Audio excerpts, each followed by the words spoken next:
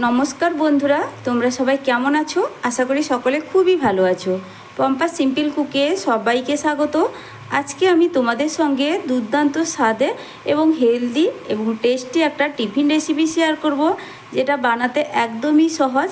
हाथेर काछे थाका घरोया उपकरण दिए तोमरा एरकम एक टेस्टी हेल्दी टिफिन बानिए फेलते पारबे, जेटा स्कूल अफिसेर जन्य बा सकालबेला ब्रेकफास्टेर जन्य खूब सहजेई बानिए नेওয়া যায়।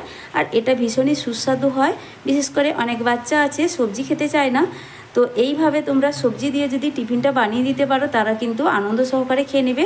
রোজ কিন্তু বানিয়ে দেওয়ার বায়না করবে। তাহলে চলো বন্ধুরা আমি কিভাবে আজকে টিফিনটা বানিয়েছি তোমাদের সঙ্গে শেয়ার করি। তার আগে বন্ধুরা ভিডিওটা দেখার সময় অবশ্যই একটা লাইক দিয়েই ভিডিওটা দেখবে। তোমাদের একটা লাইক আমার নতুন ভিডিও বানাতে উৎসাহ জাগায়। আর ভিডিওটা পুরোপুরি দেখার অনুরোধ রইল। তো ভিডিওটা পুরোপুরি দেখলে তোমরাও কিন্তু খুব সহজভাবে বানিয়ে ফেলতে পারবে এবং পরিবেশন করতে পারবে। তাহলে চলো বন্ধুরা শুরু করে দিই। তো বন্ধুরা প্রথমেই দেখো আমি একটা বড় বাটি নিয়ে নিয়েছি, আর এই বড় বাটির মধ্যে দিয়ে দেব চায়ের কাপের 1 কাপ পরিমাণ সুজি। তো আমি পরিমাণে কমই বানাবো, তার জন্য সুজিটার পাবো আমি কমই নিলাম। তো তোমরা পরিমাণে বাড়িয়ে কমিয়ে নিতে পারো যে যার প্রয়োজন মতো। তো বন্ধুরা এখানে 1 কাপ সুজির জন্য আমি এখানে দিয়ে দিচ্ছি সেই কাপেরই মাপ ধরে হাফ কাপ জল। তো খুব বেশি জল দেওয়ার প্রয়োজন নেই, অল্প পরিমাণ এরকম হাফ কাপ জল দিলে 1 কাপ সুজির জন্য সেটাই যথেষ্ট। এবার ভালো করে জলের সঙ্গে মিশিয়ে নেব। তারপর সুজিটাকে আমি ঢাকা দিয়ে রেখে দেব 10 মিনিটের জন্য। 10 মিনিটের মধ্যে সুজিটা কিন্তু খুব সুন্দর করে নরম হয়ে যাবে ভিজে। তো দেখো জলের পরিমাণটা কিন্তু একদম পরিমাপ দেখিয়ে আমি নিয়েছি।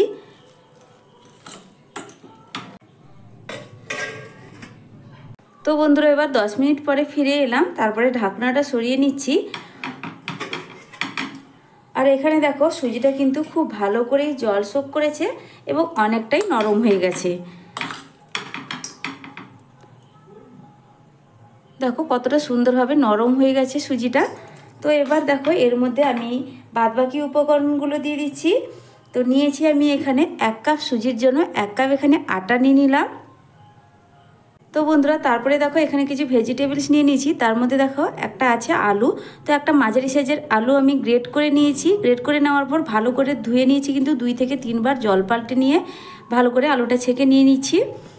আর জলটা ভালো করে ছেঁকে নিয়ে নিতে হবে। তারপরে নিয়েছি গাজর। তো এখানে একটা অর্ধেক পরিমাণ গাজর নিয়েছি, যেহেতু গাজরের সাইজটা অনেকটাই বড় ছিল তার জন্য আমি অর্ধেক পরিমাণ নিয়ে নিয়েছি। তো গাজরটাকেও কিন্তু আমি গ্রেট করে নিয়েছি একইভাবে। আর নিয়ে নিয়েছি সামান্য একটু বিনসটাকেও একদম কিন্তু ছোট ছোট করে কেটে নিয়েছি। আর দেখো বন্ধুরা এখানে নিয়েছি একটা বড় সাইজের পেঁয়াজটাকে ছোট ছোট করে কুচিয়ে নিয়েছি একটা মাঝারি সাইজের টমেটো কুচি, নিয়েছি 2টো কাঁচা লঙ্কা কুচোনো, আর নিয়েছি কিছুটা ধনেপাতা কুচোনো। দিয়ে দেবো স্বাদ মতো লবণ, দিচ্ছি হাফ চামচ ভাজা জিরের গুঁড়ো। ভাজা জিরের গুঁড়োটা দিলে কিন্তু ভীষণই ভালো লাগে খেতে, তবে তোমরা কাঁচা জিরে গুঁড়োও ব্যবহার করতে পারো। এবার দিয়ে দিচ্ছি চাট মশলা। তো চাট মশলা দেখো চা চামচে 3 ভাগের 1 ভাগ নিলাম। আর চাট মশলাটা দিলে কিন্তু খুবই ভালো লাগে, তবে তোমরা না থাকলে স্কিপ করতে পারো। তো বন্ধুরা তারপরে নিয়ে নিয়েছি আমি সেই কাপের মাপ ধরে 1 কাপ জল। তো এখানে 1 কাপ জলটা অল্প অল্প করে দিয়ে মিশাতে থাকবো। প্রথমে কিন্তু একসঙ্গে বেশি জল দিয়ে দিলে হবে না, কারণ পাতলা হয়ে যেতে পারে। আর হাত দিয়ে কিন্তু আমি ভালো করে মাখিয়ে নিচ্ছি। তোমরা চাইলে চামচ দিয়েও মাখিয়ে নিতে পারো।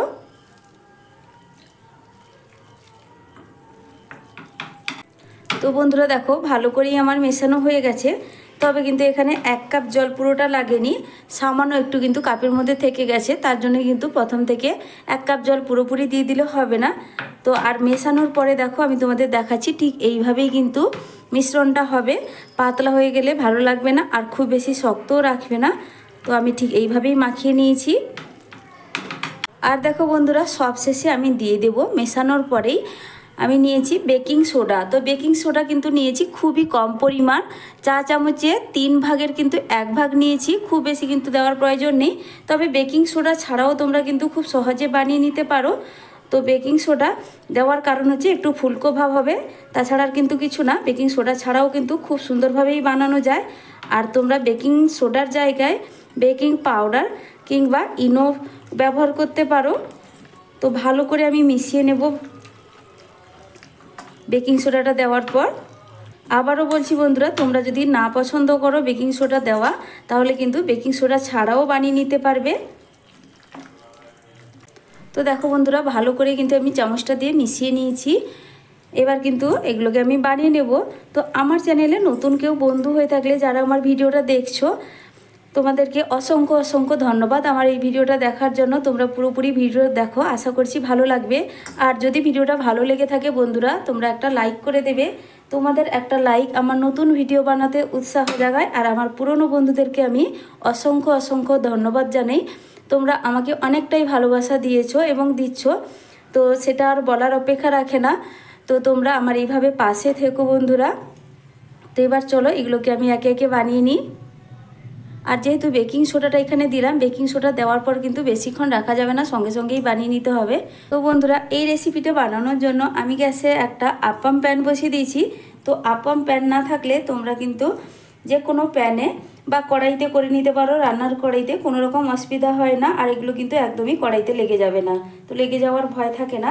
তো এবার দেখো এই প্যানের মধ্যে আমি সামান্য একটু করে তেল দিয়ে দিচ্ছি, খুবই কম পরিমাণ তেল, দেখো একদম নামমাত্র এখানে তেল দিয়ে দিচ্ছি। তো বন্ধুরা, সবগুলোর মধ্যে কিন্তু আমি একদম অল্প অল্প করে তেল দিয়ে দিয়েছি। এবার তেলটা এখানে মিডিয়াম গরম হয়েছে, খুব বেশি গরম করার দরকার নেই, খুব বেশি গরম করে নিলে আবার পুড়ে যেতে পারে। তো এবার দেখো সেই চামচে আমি 1 চামচ করে এর মধ্যে দিয়ে দিচ্ছি।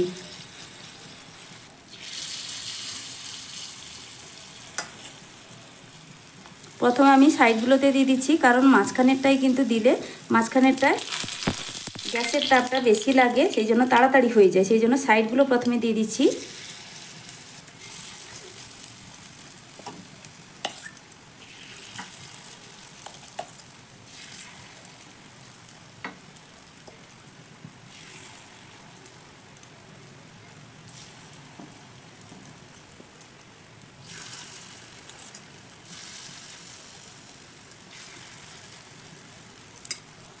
তারপর আমি এটাকে ঢাকা দিয়ে দেব 1 থেকে 1.5 মিনিটের জন্য। 1 থেকে 1.5 মিনিটের মধ্যেই কিন্তু খুব সুন্দরভাবেই হয়ে যাবে।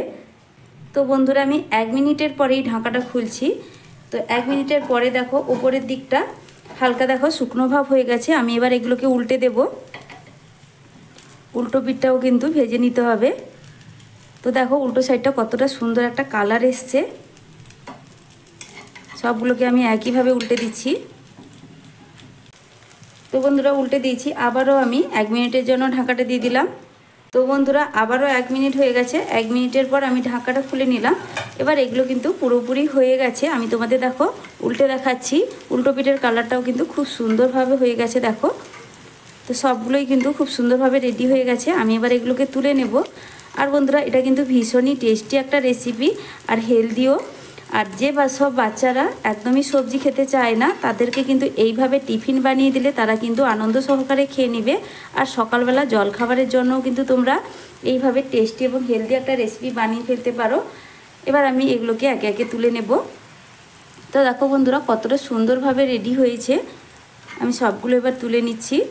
তো বন্ধুরা, এখানে আমার হেলদি আর টেস্টি টিফিন রেসিপিটা একদমই রেডি।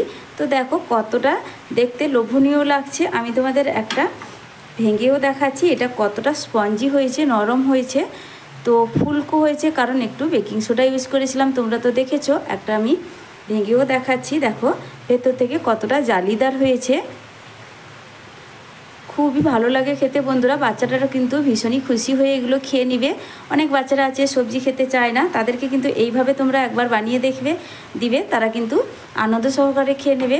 তো বন্ধুরা, আজকের আমার এই টিফিন রেসিপিটা তোমাদের কেমন লাগলো অবশ্যই কমেন্ট করে জানাবে। আর যদি ভালো লেগে থাকে তাহলে লাইক শেয়ার সাবস্ক্রাইব করতে ভুলো না বন্ধুরা।